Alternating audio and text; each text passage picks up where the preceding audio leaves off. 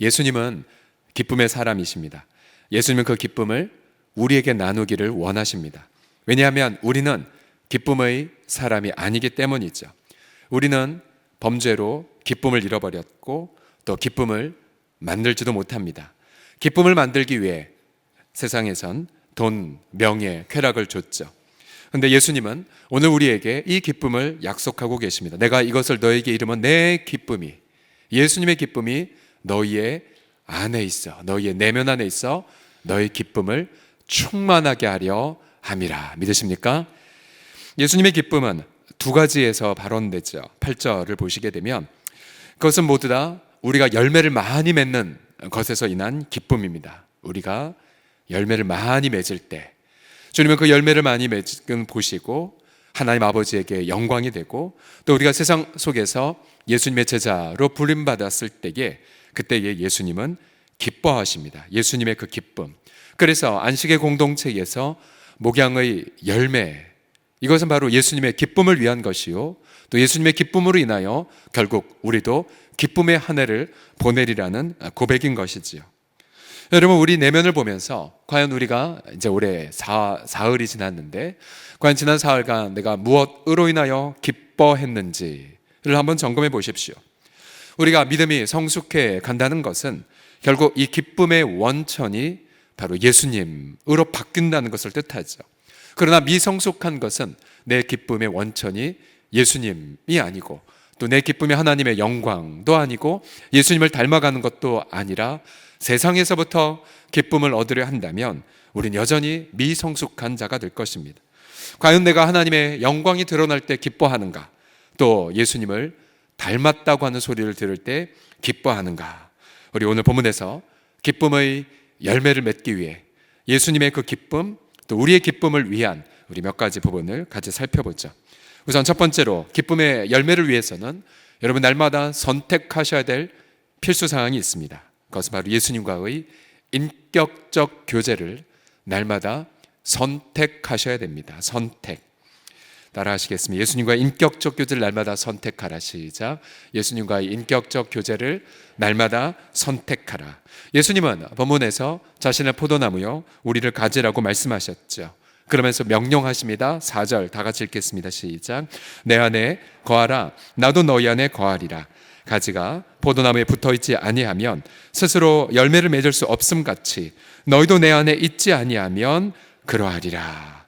또 7절 제가 읽겠습니다. 너희가 내 안에 거해라. 내 안에 거해라. 내 말이 너희 안에 거하면 무엇이든지 원하는 대로 구하라. 그리하면 이루리라. 이미 예수님은 우리를 친구로 선택하셨죠. 우리를 죄에서 정결하게 하셨습니다. 우리를 자신의 이라는 포도나무에 접붙여 주셨죠. 결국 하나님은 하실 것 다 하셨어요. 이제는 우리의 선택의 몫이 남았습니다. 결국 우리는 날마다 예수님 안에 거하는 것을 결정하고 예수님 안에 거하는 것을 선택하셔야 됩니다. 즉 예수님과의 인격적 선택을 최우선순위로 놓으셔야 됩니다. 예수님과 교제하도록 영을, 마음을, 또 육체마저도 바쳐야 되는 것이죠. 우리가 친구와 교제를 나눌 때 우리 여러분 뭐 하십니까? 우리는 가장 먼저 함께 만나죠. 함께 시간을 보냈죠. 또 친구 이야기 듣고 또 친구에게 속마음 다 털어놓죠. 또 친구와 함께 여행도 가고 또 친구에게 한턱 쏘기도 하고 얻어먹기도 합니다. 예수님과의 인격적 교제도 마찬가지입니다. 우리는 어제 예수님이 우리를 친구라고 부르신 걸 우리가 들었고요. 또 예수님의 친구이시기에 친구처럼 우리를 사랑하셨고 또 친구로서 아버지에게서 듣는 모든 것을 말해 주셨다고 말씀하십니다. 여러분, 우리가 예수님과 인격적 교제를 선택하기 이전 친구 되신 예수님은 우리와 교제하기를 더 열망하십니다. 고린도전서 1장 9절을 보시면 같이 읽어보죠. 시작. 너희를 불러 그의 아들 예수 그리스도 우리 주와 더불어 교제하게 하시는 하나님은 미쁘시도다. 얼마나 하나님이 원하실까요? 우리와의 교제를. 즉 우리가 예수님의 이름을 부르기 전 예수님은 우리의 이름을 부르고 계세요. 나와 교제하자. 나와 교제하자. 이 새벽 시간도 마찬가지이지요. 우리가 아침에 눈을 떠 새벽 기도를 가기 이전 주님 먼저 와서 기다리고 계세요. 너 나와 함께 교제하자. 또 우리가 우리 고민을 주님 앞에 아르는 것처럼 주님도 자신의 부담을 나누기를 원하십니다. 더 나아가 주님은 자신이 흘리는 그 눈물, 자신이 흘리는 눈물을, 교회를 향한 눈물, 이웃을 향한 눈물을 함께 흘릴 친구를 원하고 계십니다. 그러면 또한 주님은 자신의 그 고통을 함께 짊어지기를 원하시죠. 여러분 인생을 사시면서 이제 사흘 지났고 아마 여러분이 어제 많이 바쁘셨을 거예요. 설날 지나고 새해 첫날 눈꽃 뜰 데 없이 일터에 많은 과제와 맞닥뜨리셨을 텐데요. 육체적 피곤으로 소진되었어도 그래도 여러분이 하나님 앞에 가까이 가보십시오. 그러면 여러분 육체의 그 피곤함도 성령을 통하여 예수님의 함께 하심을 통해 해소가 되고 새 영, 새 마음, 그럼 이제 새 힘이 육체 가운데 부어지고 또 새로운 통찰력, 새로운 영감이 바로 예수님과 인격적 교제를 통하여서 부어지게 됩니다. 야고보서 4장 8절 함께 읽겠습니다. 시작. 하나님을 가까이 하라. 그리하면 너희를 가까이 하시리라. 아멘, 아멘. 날마다 여러분 인격적 교제를 선택하십시오. 주님, 저 주님과 교제를 선택합니다. 주님, 제 지금 많은 할 일이 있어도 예수님과 인격적 교제가 가장 먼저입니다. 주님, 제가 많은 할 일이 있네요. 제가 부담이 많이 되네요. 내 할 일, 마음 부담 다 쏟아 부으십시오. 우리가 마음을 다하여 하나님 앞에 가까이 나아갈 때에 우리 하나님께서 더 가까이 우리 가운데 다가오셔서 친밀한 인격적 교제의 기쁨을 경험하게 하실 줄을 믿습니다. 옆사람 모시면서 하나님을 가까이 하십시오 합시다. 시작. 하나님을 가까이 하십시오. 아멘, 아멘. 두 번째로 기쁨의 열매를 위해서는 그런 반대로 우리가 하나님을 가까이 하지 않을 때, 즉 교제의 단절이 가져오는 파국을 우리는 반드시 생각하셔야 돼요. 교제의 단절이 가져오는 파국을 묵상하라. 오늘 본문에 보면 두 번에 걸쳐서 예수님과의 교제가 단절된 그 결과가 얼마나 끔찍한지를 이렇게 말씀하세요. 4절에 보시면 스스로 열매를 맺을 수 없다. 스스로 열매를 맺을 수 없다. 또 6절에 보시게 되면 사람이 내 안에 거하지 아니하면 가지처럼 밖에 버려져 마르나니 사람이 그것을 모아다가 불에 던져 사른다라고 경고하십니다. 자, 4절과 6절 이미 예수님은 우리를 선택하셨고 또한 이 선택을 이루기 위해 생명을 바치셨죠. 그래서 이미 우리는 그 안에 접붙여져 있습니다. 그의 선택은 우리의 허물, 우리의 죄와 상관없는 사랑의 선택이기에 지금 우리가 생각하는 내 상태보다 더 끔찍한 범죄를 저지른다 할지라도 여러분 그 택함은 변함이 없죠. 우리가 받은 구원은 흔들리지 않습니다. 그러나 성경은 반드시 그리스도가 계시지 않았다면 너 어떻게 되었겠니? 라고 생각할 것을 종종 제시하십니다. 여러분 만약 우리가 예수님을 만나지 못했다면 여러분 지금 어떻게 되었을까요? 만약 우리가 주님이 안 계셨다면, 복음을 듣지 못했다면, 우리가 교회를 만나지 못했다면, 그리고 말씀과 기도로 하나님 앞에 나아감이 없었다면 여러분 지금 어떻게 되셨을 것 같아요? 지금 예. 우리가 상상하는 끔찍한 일들 우리가 다 지금 가득히 있겠죠. 말라 비틀어진 인격에 세상 쾌락으로 채우고도 채우려도 채우지 않는 마음의 허전함, 방탕함, 허무, 우울감, 인생 쓴맛, 용서하지 못함, 비통함, 의미 없음. 끔찍했겠어요. 저도 종종 생각하죠. 만약 고등학교 1학년 때 그리스도를 만나지 못했다면 어떻게 되었을까? 둘 중에 하나죠. 방탕하로 살던가 인생 허무해서 죽었던가 둘 중 하나였을 것입니다. 여러분 우리가 예수님과 교제가 단절되면 우리는 말라 비틀어져 버릴 수밖에 없어요. 하나님은 그리스도 안에서 모든 필요를 다 채워주셨습니다. 그런데 우리의 삶 속에 아직도 열매 맺지 못하는 영역들이 있지요. 여러분 그 책임은요 우리에게 있어요. 우리에게 100% 우리 책임입니다. 우리 책임. 혹시 우리 가운데에 아직도 버리지 않은 악의 습관들이 있습니까? 그거 하나님 핑계 대지 마십시오. 우리 책임이에요. 우리 책임, 우리 탓. 우리가 주님 안에 거하지 않은 결과입니다. 주님은 책임을 물으실 것이에요. 이 땅 가운데에 내가 그렇게 너를 내 안에 접붙였고 날마다 성령을 부어주고 있고 또 날마다 내게 말씀을 들려주고 있건만, 또한 교회 공동체를 선물로 주었건만 너는 왜 열매 맺지 못했냐? 열매 맺지 못했냐? 결국 최후 심판이 임하기 전 하나님은 당신의 백성들부터 멸망을 위한 심판이 아니라 정년을 위한 심판을 하신다고 말하고 있죠. 하나님의 집에서부터 심판할 때가 임했나니 너희가 겨우 선다면 세상 사람은 어떻게 하리요? 라는 말씀을 들어보십시오. 세례 요한은 좋은 열매 맺지 아니하는 나무마다 찍혀 불에 던져지리라 로 경고하고 있습니다. 우리 이런 경고를 깊이 묵상하시면서 이런 모든 부분에 열매를 맺도록, 그래서 여러분 다 함께 따라 하시겠습니다. 열매 맺을 책임은 내게 있다. 시작. 열매 맺을 책임은 내게 있다. 내게 있다. 뭐 배우자가 어떠했든, 뭐 자녀들이 어떠했든, 세상이 어땠든, 교회 공동체가 어떠했든, 여러분 다 핑계예요. 다 핑계. 내게 있어요. 내게. 내가 예수님처럼 닮아가는 그 책임, 내가 하나님의 그 길을 걸어가는 그 책임, 열매 맺는 그 책임, 올해 내 모든 영역 속에서 예수님이 기뻐하시는 그런 놀라운 열매를 다 맺으시기를 그리스도의 이름으로 축복합니다. 세 번째로, 기쁨의 열매를 위해서 성경 말씀을 늘 묵상하실 것을 결단하셔야 됩니다. 성경 말씀을 늘 묵상하라. 예수님과의 인격적 교제는 반드시 성경 말씀으로 시작되어야 합니다. 7절 상반절을 다 같이 읽겠습니다. 시작. 너희가 내 안에 거하고 내 말이 너희 안에 거하면. 우리가 어떻게 인격적 교제를 하겠습니까? 말씀을 통해서입니다.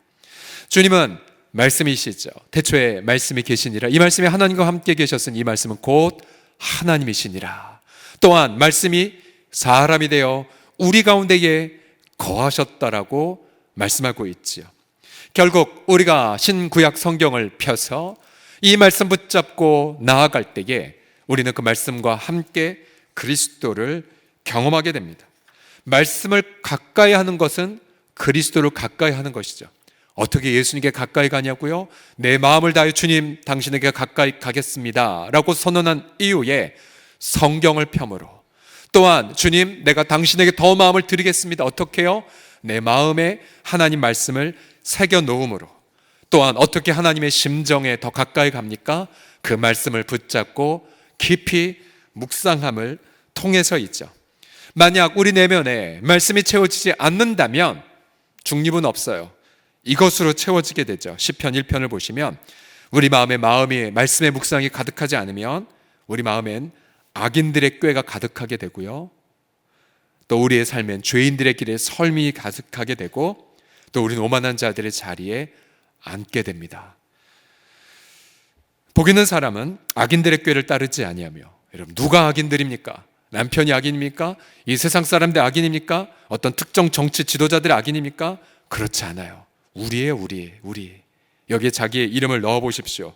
제가 제 이름을 넣겠습니다. 복 있는 사람은 경철이의 꾀를 따르지 아니하며, 경철이의 길에 서지 아니하며, 경철이의 그 오만한 자리에 앉지 아니하고. 반대로 내가 정말로 제가 복이 있다면 날마다 경철이가 여호와의 율법을 인조이하고 즐거워하고 그의 율법을 주야로 새벽에만 묵상하고 낮에만 묵상하는 것이 아니라 밤에도 묵상하는 거죠. 만약에 제 인생 속에 말씀이 없다면, 그러면 저는 제 속에서 뿜어져 나오는 제 악의 꾀, 제게서 나오는 죄인의 길에 그걸 계획하고 오만한 자의 자리에 앉게 되죠. 여러분, 교회 공동체에 어떤 사역을 계획하셨다면, 여러분 그 계획 인간적인 판단으로 하시면 반드시 악의 열매를 맺게 됩니다. 싸움이 일어나고 분란이 일어나게 되죠. 그러나 반대로 정말로 하나님 주신 말씀이 있다면, 그 말씀이 자기 속한 어떤 공동체, 자기가 속한 어떤 모임에 사로잡았다면, 그럼 그 말씀이 반드시 열매를 맺게 됩니다. 여러분, 대단히 중요한 사실이에요. 여러분의 경험보다 말씀이 우선하고요, 우리의 합리적 이성보다 주의 말씀이 더 우선합니다. 그러기에 우리는 날마다 십자가 앞에 나아가 내 합리적 이성, 내 판단, 내 때로는 분노와 함께 오는 부분 다 내려놓을 때까지 십자가 앞에 머무셔야 돼요. 주님, 저의 꾀, 저의 계획, 또 저의 오만함 내려놓고 주님, 내 마음, 내 심장, 내 의식, 내 감정, 내 의지에 이르기까지 주의 말씀으로만 가득히 채워 주시옵소서. 그렇게 머무셔야 돼요. 이것이 바로 십자가를 경험하는 삶입니다. 우리가 벌써 올해 사흘이 지났죠. 사흘. 이제 여러분 맥시앤 성경 통독표를 읽으셨다면 오늘 창세기 3장, 에스라 3장, 마태복음 3장, 사도행전 3장을 읽고 묵상하셔야 됩니다. 자, 점검해 보겠습니다. 옆 사람 보시면서 읽으셨습니까? 한번 점검해 보겠습니다. 시작. 읽으셨습니까? 약간 자신 없이 들립니다. 다시 옆 사람 보시면서 읽으세요라고요. 시작. 읽으세요. 예. 우리 청년부, 제가 청년 시절 청년부 담당 목사님은 이런 말투를 많이 쓰셨어요. 좋은 말 할 때 읽으세요. 좋은 말 할 때 이렇게 자주 하셨는데, 여러분 읽으셨다면, 여러분 저는 마태복음 1장 읽을 때에 이 부분이 깊이 와닿았어요. 천사가 요셉에게 친절하게 가이드를 하죠. 친절하게. 예를 들어 이사할 때에도 이제 빨리 이집트로 이사가라. 아기와 또 마리아를 데리고 이집트로 이사가라. 또 다시 이집트에 살다가 이제 유대 땅에 오게 될 때에 이제 말씀해 주시죠. 너 이사해. 그러면서 하나님의 말씀을 이루어 갑니다. 그래서 저는 이렇게 묵상했어요. 아, 주님이 친절하고 자상하게 저와 우리 교회를 인도하여 주실 거구나. 그래서 기뻤어요. 에스라서 2장 무수하게 많은 명단들 나오잖아요. 우리는 읽다가 이게 뭐야 라고 하는데, 1장을 읽었다면 이 양반들은 대단한 양반들이에요. 성령에 감동받고 하나님의 전 건축하기 위해 이라크에서 예루살렘까지 걸어간 분들의 명단이거든요. 명예의 전당. 그 명단 묵상하면서 저는 여러분들의 이름을 보았어요. 아, 그렇구나. 주님이 성령의 감동 우리 공동체에 주셔서 또다시 올해 우리가 세워가야 될 하나님의 성전을 세워가게 하시겠구나 라는 어떤 기대감이 있었습니다. 사도행전 2장을 통해 다양한 안식의 공동체의 모습을 보았죠. 떡을 떼고 가르침에 헌신하고 또 서로 유무상통하는 공동체 등등. 여러 말씀이 충만히 마음에 거할 때까지 주님 앞에 머무십시오. 여러분, 이 맥체인 성경 통독은 로버트 머레이 맥체인 목사님께서, 그러니까 이 시대 가장 한국 세계 교회사에서 가장 예수 그리스도를 많이 닮았다라고 하는 분 중에 한 분이시지요. 그리스도 중심으로 성경을 보도록 그렇게 고안해낸 성경입니다. 이미 지난 세기에 가장 탁월한 설교자분 중에 한 분이 마틴 로이드 존슨. 우리 설교가들은 모델 하면 반드시 나오는 분인데, 의사 출신의 이 목회자, 이분도 평생을 성경 통독 이 방법으로 하셨죠. 또 탁월한 복음주의자 존 스토트도 역시 평생을 성경 통독을 하셨던 분이세요. 4장을 이렇게 하시면 됩니다. 아침에 2장 읽고 밤에 2장 읽어도 되고요. 또한 빠르게 3장을 읽고 1장은 깊이 묵상하며 연구하는 용으로 하셔도 좋습니다. 또 개인적으로도 읽고 1장은 가정예배, 가정 가운데 돌아가면서 읽어도 좋습니다. 다양한 방법. 여러분이 종종 제 주일 메시지나 또 설교를 들을 때에 성경 통독의 순서 가운데에 우리 공동체와 함께 나눌 부분을 가지고 진행하는 것들을 여러분 보셨을 것입니다. 그러면 개인적으로 묵상하고 공동체적으로 묵상하고, 그러면서 우리는 예수님과 인격적 열매를 풍성하게 경험하게 될 것입니다. 여러분, 아무리 바쁘다 하더라도 여러분 하루 4장을 읽지 못한다는 건 거짓말이고 핑계입니다. 왜요? 그만큼 내 생각대로 살겠다는 고집을 피는 거죠. 열매 못 맺습니다. 예수님 말씀 무시하지 마십시오.